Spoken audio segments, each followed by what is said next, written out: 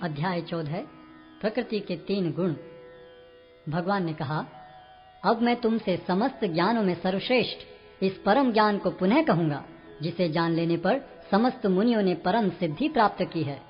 इस ज्ञान में स्थिर होकर मनुष्य मेरी जैसी दिव्य प्रकृति को प्राप्त कर सकता है। इस प्रकार स्थित हो जाने पर वह न तो सृष्टि के समय उत्पन्न होता है और न प्रलय के समय विचलित होता है। हे भरतपुत्र, ब्रह्म नामक समग्र भौतिक वस्तु जन्म का स्रोत है और मैं इसी ब्रह्म को गर्भस्थ करता हूँ, जिससे समस्त जीवों का जन्म संभव होता है। हे कुंती पुत्र, तुम यह समझ लो कि समस्त प्रकार की जीव योनियां इस भौतिक प्रकृति में जन्म द्वारा संभव हैं और मैं उनका बीज प्रदाता पिता हूँ। भौतिक प्रकृति 3 गुणों से युक्त है।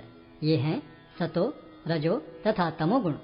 हे महाबाहु अर्जुन, जब शाश्वत जीव प्रकृति के संसर्ग में आता है तो वह इन गुणों से बंध जाता है।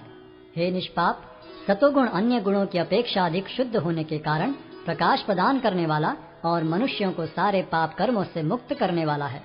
जो लोग इस गुण में स्थित होते हैं वे सुख तथा ज्ञान के भाव से बंध जाते हैं। हे कुंती पुत्र, रजोगुण की उत्पत्ति असीम आकांक्षाओं तथा तृष्णाओं से होती है और इसी के कारण से यह देहधारी जीव सकाम कर्मों से बंध जाता है। हे भरतपुत्र, तुम जान लो कि अज्ञान से उत्पन्न तमोगुण समस्त देहधारी जीवों का मोह है।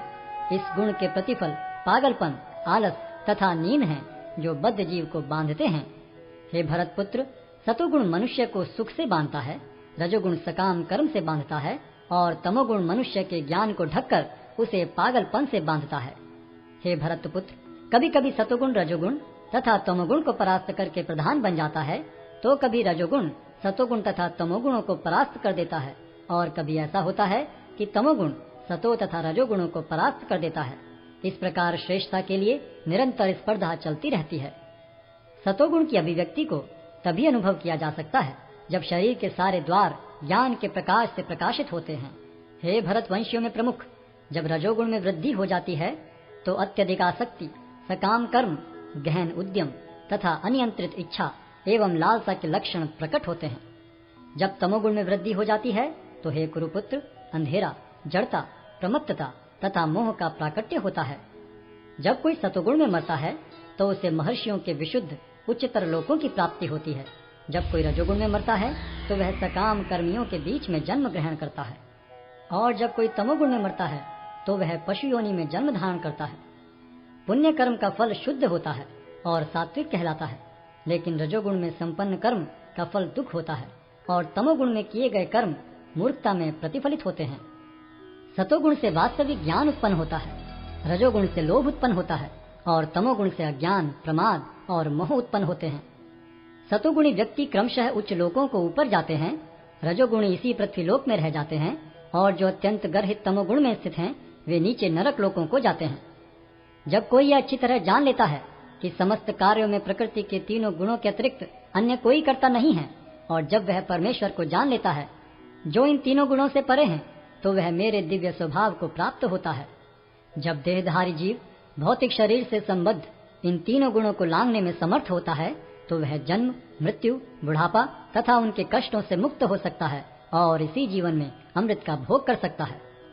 अर्जुन ने पूछा, हे भगवान, जो इन 3 गुणों से परे हैं वह किन लक्षणों के द्वारा जाना जाता है, उसका आचरण कैसा होता है और वह प्रकृति के गुणों को किस प्रकार लांघता है?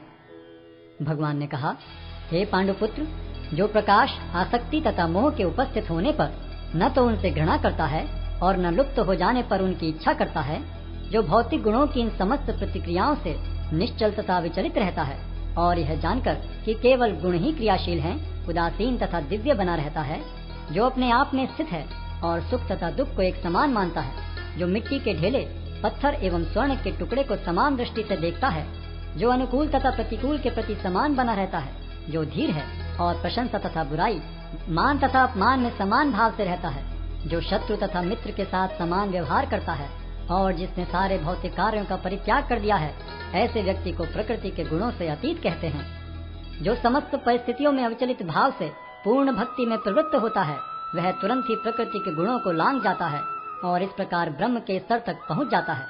और मैं ही उस निराकार ब्रह्म का आश्रय हूँ, जो अमर्त्य, अविनाशी तथा शाश्वत है और चरम सुख का स्वाभाविक पद है।